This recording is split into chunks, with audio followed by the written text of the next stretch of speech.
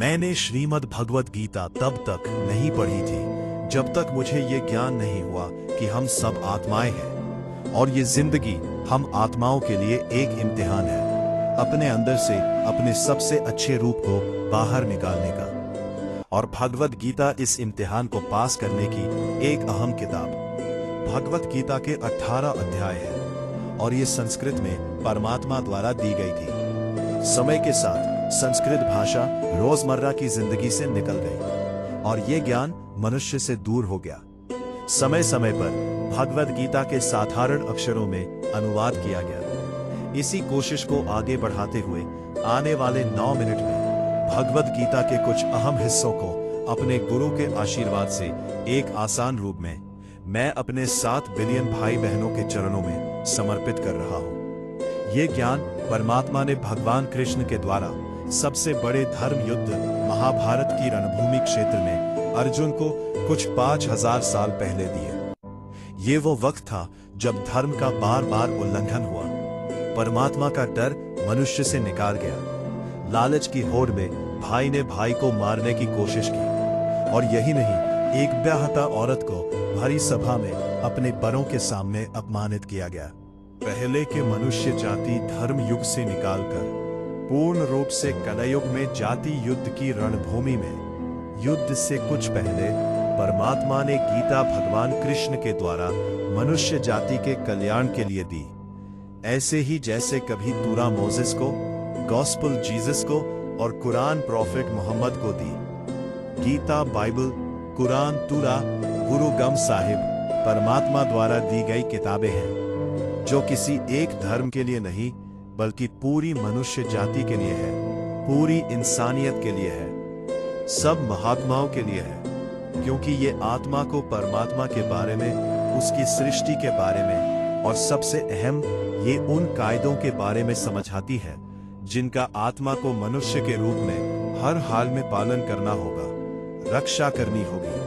और इन्हीं कायदों की बुनियाद पर एक आत्मा को शरीर त्यागने के बाद रखा जाएगा और इस परीक्षा से पास होने पर हमेशा के लिए जन्म और मृत्यु से मुक्ति मिलेगी।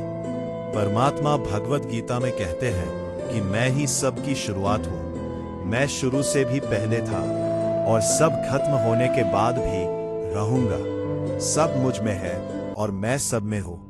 जो भी तुम छू सकते हो, देख सकते हो, चख सकते हो या सुन सकते हो, वो सब मैं हूँ।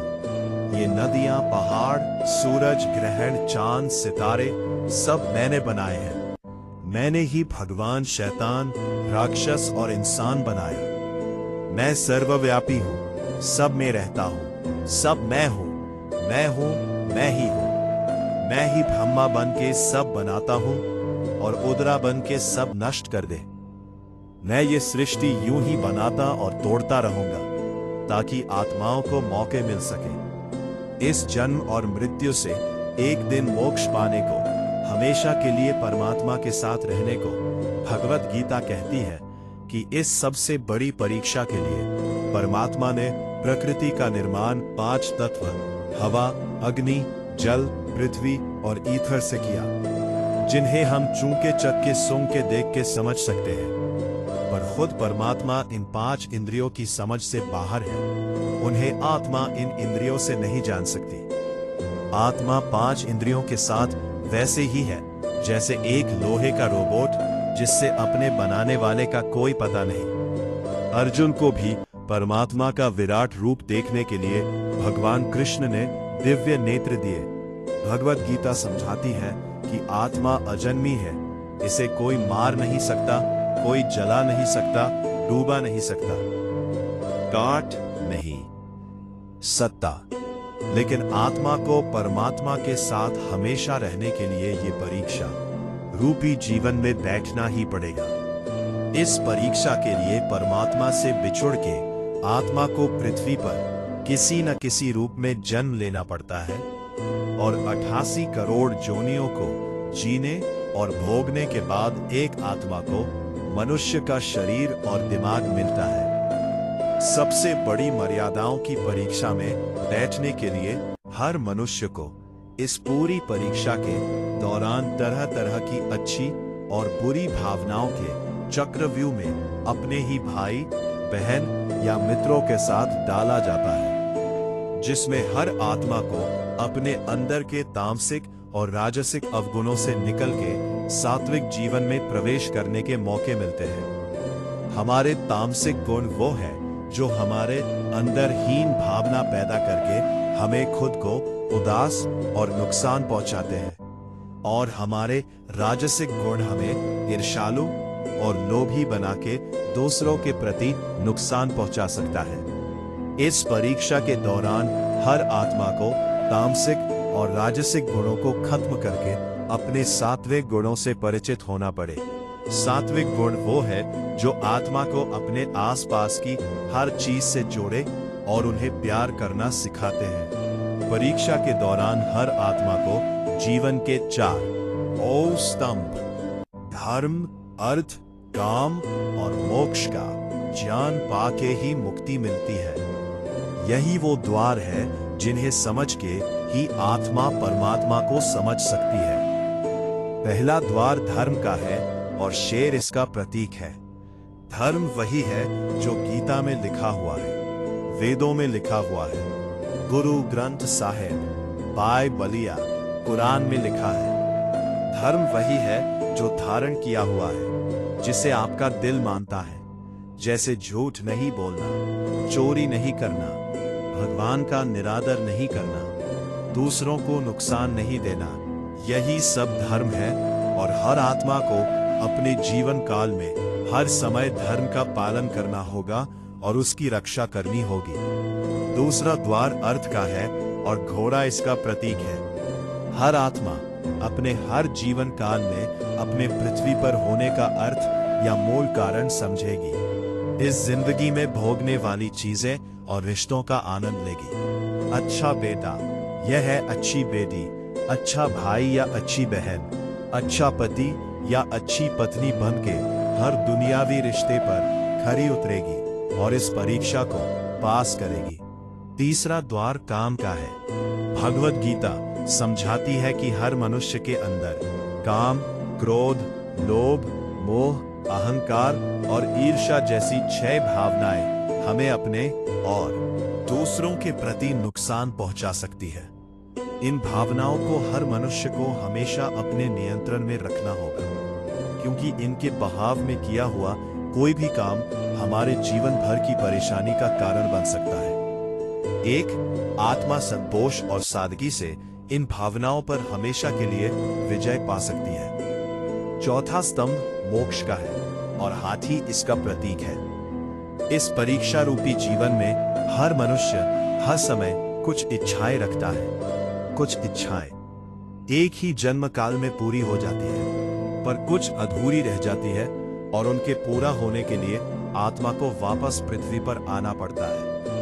भगवत गीता समझाती है कि हमारी इच्छाएं ही मूल कारण है हमारे पृथ्वी पर वापस आने का, और अगर हम कोई भी इच्छा ना रखें तो हम इस जीवन और मृत्यु से मुक्त हो सकते हैं। ये द्वार माफी का भी है। जिन्होंने आपके साथ बुरा किया उनको माफ करके और जिनसे आपने बुरा किया उनसे माफी मांग के मुक्ति पाई जा सकती है। जब तक आत्मा इन चारों दरवाजों धर्म, अर्थ, काम और मोक्ष को समझ नहीं लेती, तब तक आत्मा को बार बार इस मनुष्य रूप में आना ही पड़ेगा। परीक्षा का समय खत्म होते ही आत्मा शरीर और अन्य सब वस्तुओं का त्याग कर देती है। जो भी संसार में रहकर बनाया वो अब किसी और का होगा और आत्मा अपने कर्मों के फैसले के लिए चली जाती है। आत्मा के अच्छे बुरे कर्मों का हिसाब होता है। अपने अच्छे कर्मों के लिए आत्मा कुछ वक्त के लिए स्वर्ग और दुष्ट कर्मों के लिए नरक में चली जाती है। नरक में आत्मा को अपने पापों के अनुकूल सजा मिलती है, पर सजा खत्म होने के बाद आत्मा को फिर से एक नया शरीर और नया दिमाग मिलता है। इस परीक्षा में फिर से बैठने के लिए और हर परीक्षा में वही सब फिर दोहराया जाएगा। जिंदगी के 4 स्तंभ धर्म, अर्थ, काम और मोक्ष को समझने के लिए हर जन्म में अपने कई जन्मों के कर्मों के हिसाब से हर आत्मा को कभी अच्छे और कभी बुरे हालातों से जाना पड़ता है। लेकिन जब तक आत्मा परमात्मा के साथ योग को नहीं समझ लेती, वो मुक्ति नहीं पा सकती। भगवत गीता समझाती है कि मनुष्य अपने शरीर, दिमाग या दिल से भगवान को पा सकता है। शरीर द्वारा किए कर्मों के माध्यम से परमात्मा को पाने को कर्म योग कहते हैं। ऐसे कर्म जो परमात्मा की इच्छा से हो और दूसरों के कल्याण के लिए हो। वाल्मीकि ने रामायण लिख के, श्रवण ने अपने माता पिता की सेवा और उन्हें 4 धाम की यात्रा करवा के, मदर ऋषा ने अपने प्यार और सेवा के माध्यम से, और मैडम क्यूरी ने वैज्ञानिक खोज में जीवन बलिदान देकर अपने कर्म द्वारा परमात्मा को पाया। भगवत गीता समझाती है कि आत्मा दिमाग से भी परमात्मा के साथ योग लगा सकती है। इसे राजा योग कहते हैं, क्योंकि दिमाग या मस्तिष्क सब इंद्रियों का राजा है। मनुष्य अपनी आस्था, सांस प्रणाली, आसन, अभ्यास, साधना और तपस्या से परमात्मा को इस योग के रास्ते पा लेता है। इस योग को समझने के लिए हमें अपने अंदर की एनर्जी यानी चक्र और कुंडलिनी को समझना पड़ेगा। आत्मा मस्तिष्क से मेडिटेशन या ध्यान लगाकर परमात्मा के साथ योग लगा सकती है। शंकराचार्य, स्वामी परमहंस, स्वामी विवेकानंद और उनके जैसे कई योग इस योग के रास्ते परमात्मा के साथ संधि लगा पाए। परमात्मा भगवत गीता में कहते हैं कि अगर किसी आत्मा को धर्म ना भी समझ आए, योग ना भी समझ आए, पर अगर वो मेरी शरण में आ जाए तो मैं उसके सारे पाप माफ कर देता हूँ। परमात्मा को ऐसी दिल की गहराइयों से पुकार के पाने को भक्ति योग कहते हैं। चैतन्य महाप्रभु, मीराबाई और भगवान हनुमान इस योग के सबसे बड़े उदाहरण हैं। लेकिन कभी आत्मा अपने होने का मूल कारण भूल के धर्म का उल्लंघन करे या पाप के रास्ते पर निकल जाए तो उसे ठीक करने के लिए परमात्मा खुद किसी रूप में पृथ्वी पर जन्म लेते हैं। आइए श्री भगवत गीता, गुरु ग्रंथ साहिब, तुरा, बाइबल, कुरान या ऐसी किसी भी दिन किताब को पूरा पढ़ के इस जिंदगी के असली मायने समझे और परमात्मा के साथ योग लगाए। अगर आपने इसे पसंद किया तो इसे औरों को बांटे ताकि सब बताएं। आपने यहाँ होने का मूल रूप समझ सके और इस जन्म और मृत्यु से मुक्ति पाकर हमेशा परमात्मा के साथ रह सके।